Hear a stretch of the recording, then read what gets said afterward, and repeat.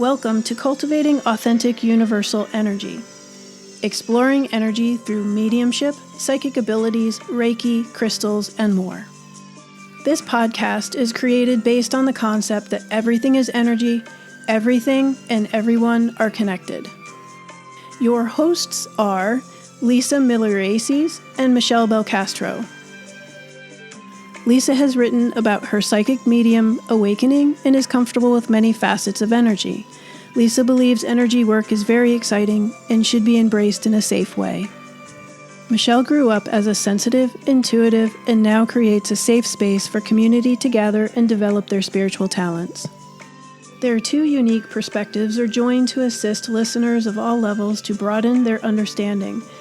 This will be a series of podcasts that will enhance and fine-tune our energetic connections.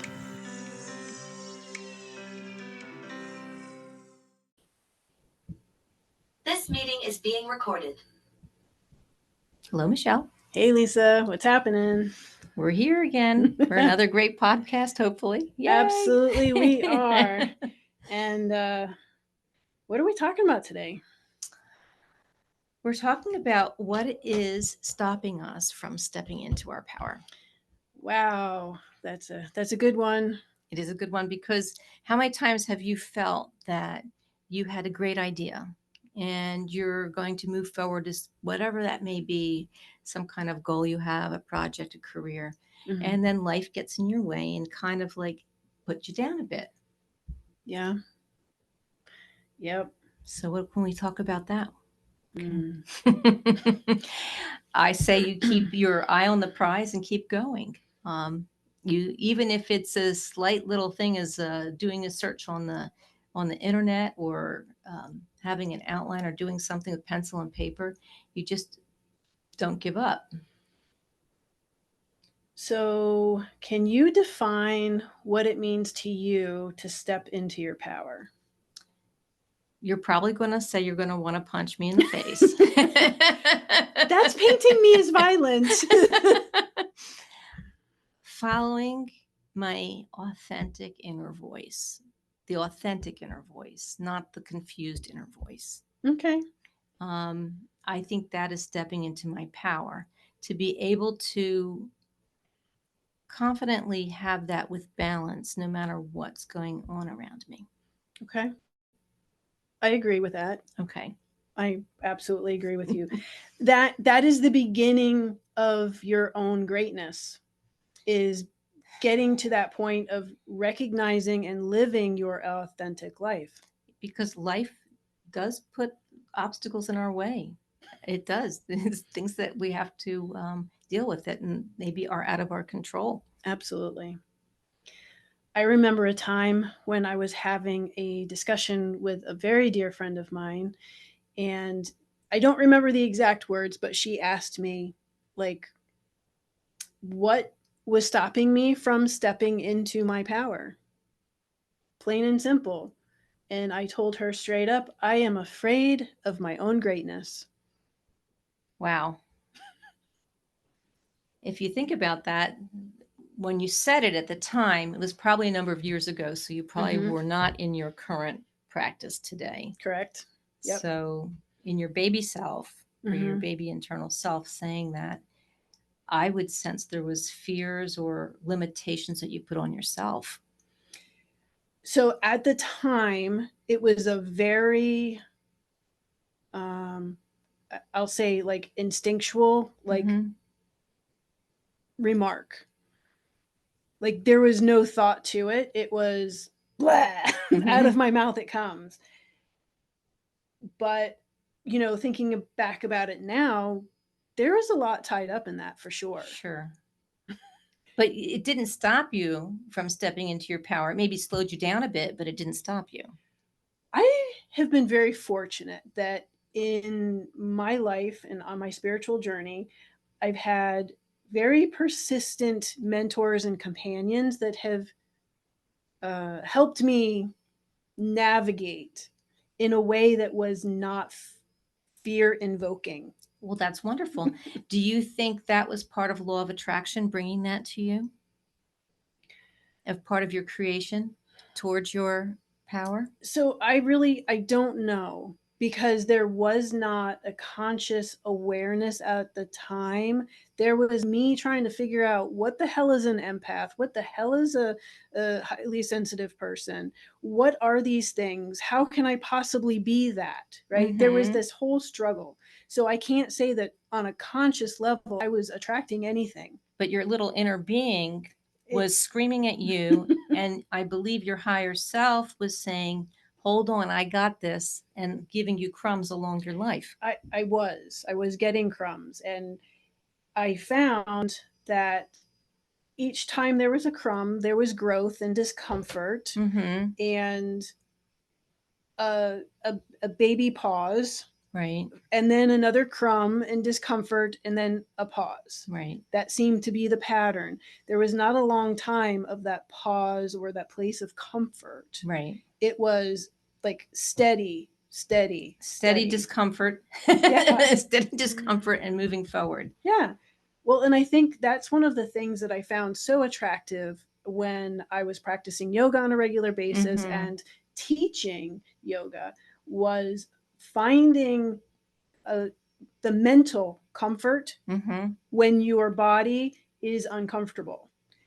That's great. Right. So, Because you were dealing with physical discomfort yeah, as well. yeah. But like our mind is so powerful in how it talks to us in a positive and a negative way. So I think that same statement can also be reversed with yoga. That when you're have physical body's good, but your emotional body's not, it still is such a benefit to you to have that balance or that time or that space where you can just dedicate to yourself on the mat. Absolutely. I mean, to me, yoga is, a very balancing practice, no matter what part of your mind, body, spirit Mm-hmm. is out of whack. So I think back to when I was trying to step into the public with my work. You're going back a number of decades ago. My initial thought with it was, well, I'm just going to go out there, I'm going to do it, and people are just going to understand it and just buy in. It was very I would say naive, maybe, to say that a little bit. Mm-hmm. And then I would meet people along my way, a beautiful friend that would teach me about law of attraction with Abraham Hicks. Or then I would come into another person who would talk to me about Ho'oponopono.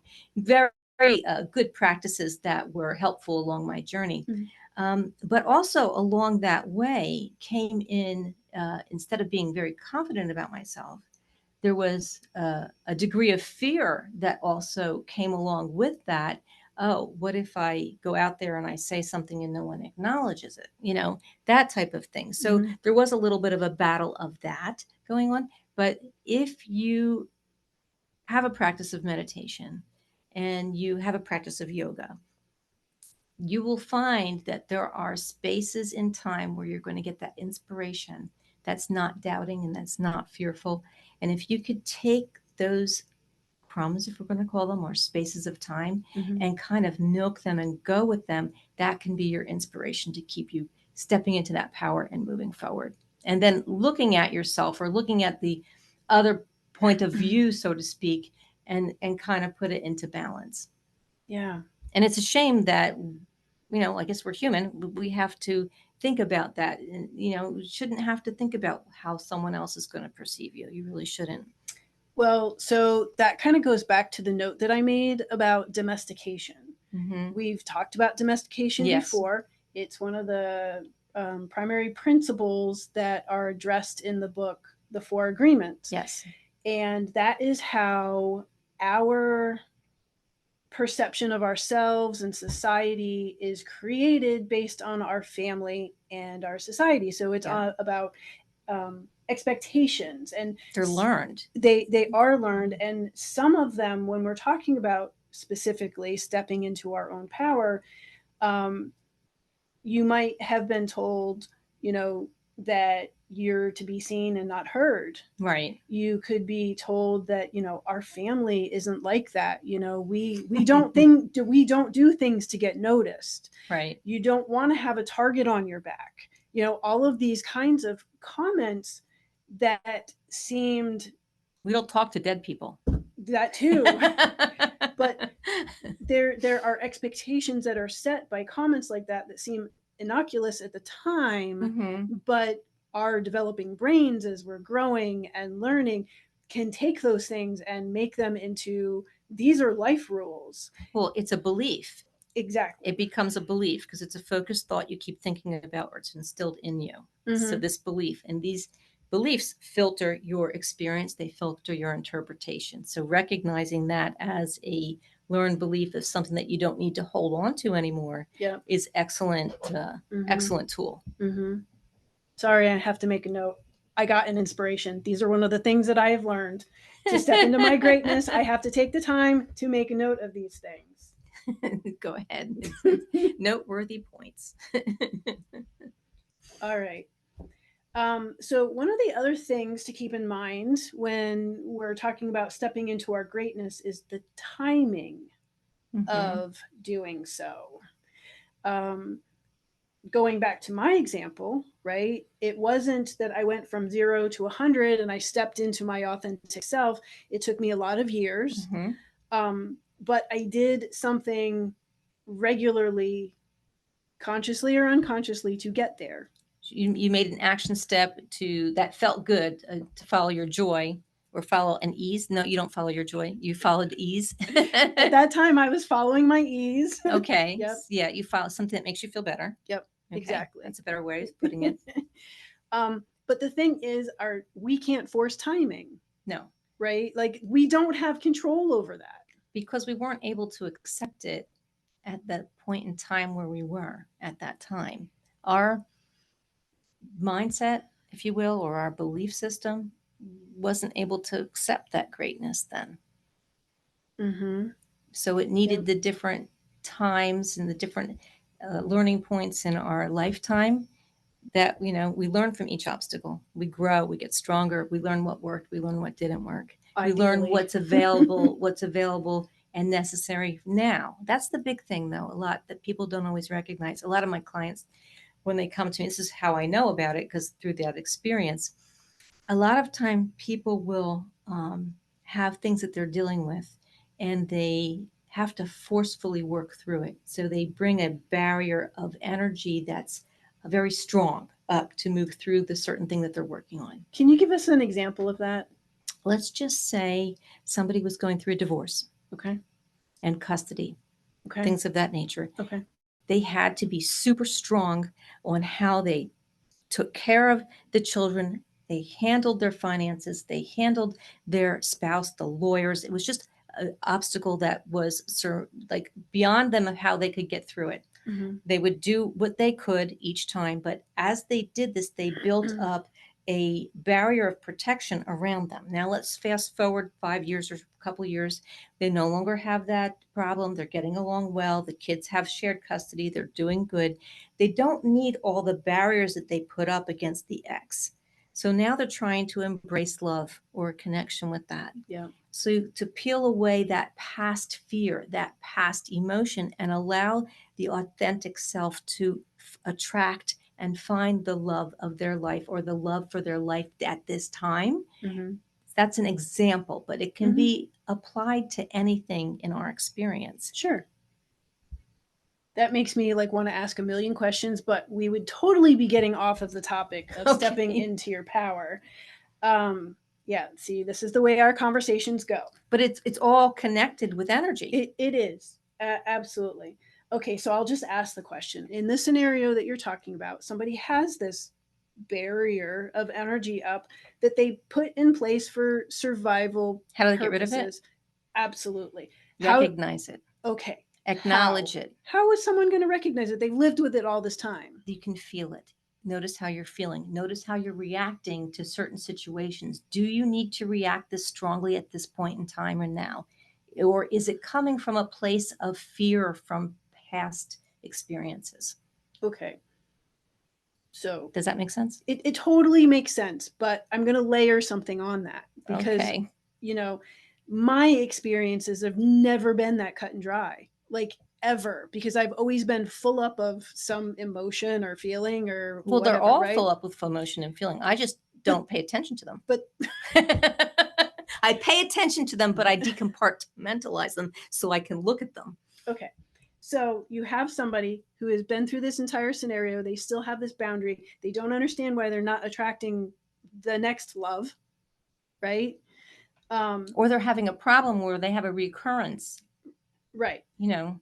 So they may not be a part of our spiritual life, right?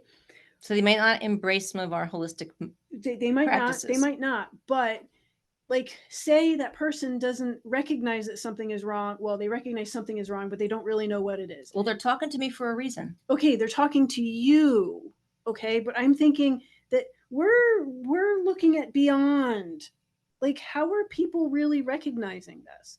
Because they can sense it and they can feel it in their experience. I mean, I can't speak any more clear than that. They're going to recognize that they're attracting the same obstacle over again, and or they have a relationship that they want to connect with and they're feeling a resistance because they're afraid to connect with them. Not that the person's bad or the partner's bad. So, I mean, this is just a small example of something that we can apply in all of our lives.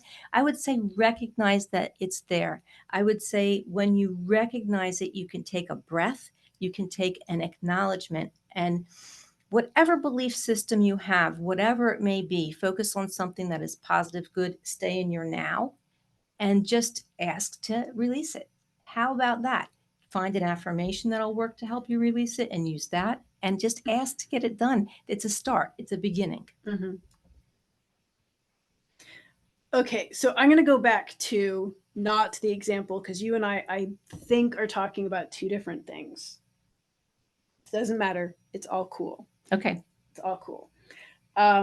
So you are wanting to step into your power, but you have fears or some other kind of obstacle. That's what we're talking about here today.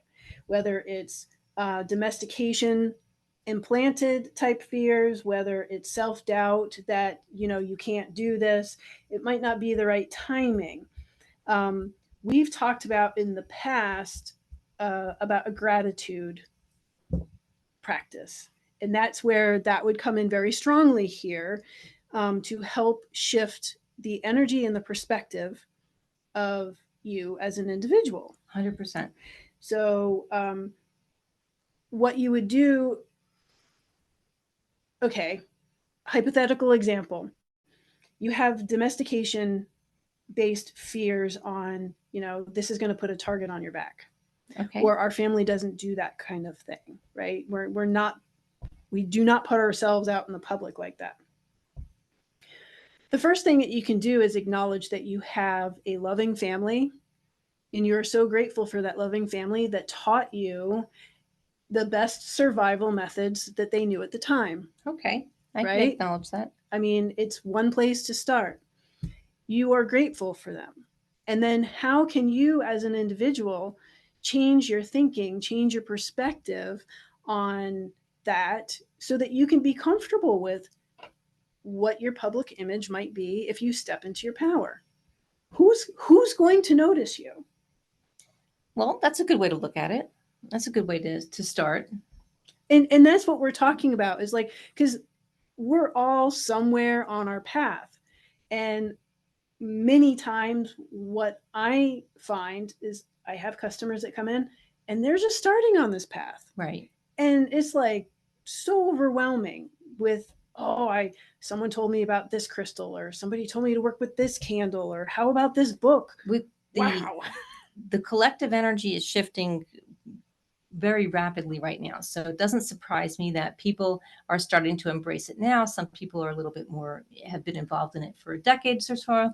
So it makes a lot of sense to me that would happen. Mm-hmm. But think about this for a second. Everybody's stepping into their power in some way or another. And I believe this is all starting with an inspiration of something they desire to do. Absolutely. Yep. So we can break it down to that. And when you have an inspiration and you follow through, you can, keep going with it. Even when something gets in your way, I would just say, keep going with it in some aspect, even if it's in your vision board or, making a list of things or creative writing that you're trying to do, just incorporate it. Don't give up on your dreams. Keep following them and notice how you're feeling. So I've just started this new class because I can't help myself, right? I just finished one endeavor and I jump into another. But in other words, what I've heard through beginning this class and what Lisa just said is to remember your why. Mm-hmm. Remember your why. Yeah. Don't hold on to it.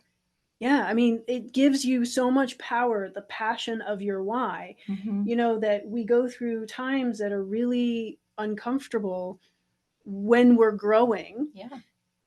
To keep your eye on the ball, keep your eye on the prize. Yeah. I mean, and so many kids that go to school, they go to college and they, come out with mountains of debt. And maybe they went to school to go do one career path and they ended up doing a different career path. Mm-hmm. Education is never lost, whether it be through schooling or whether it be through experience. It brings us to who we are today.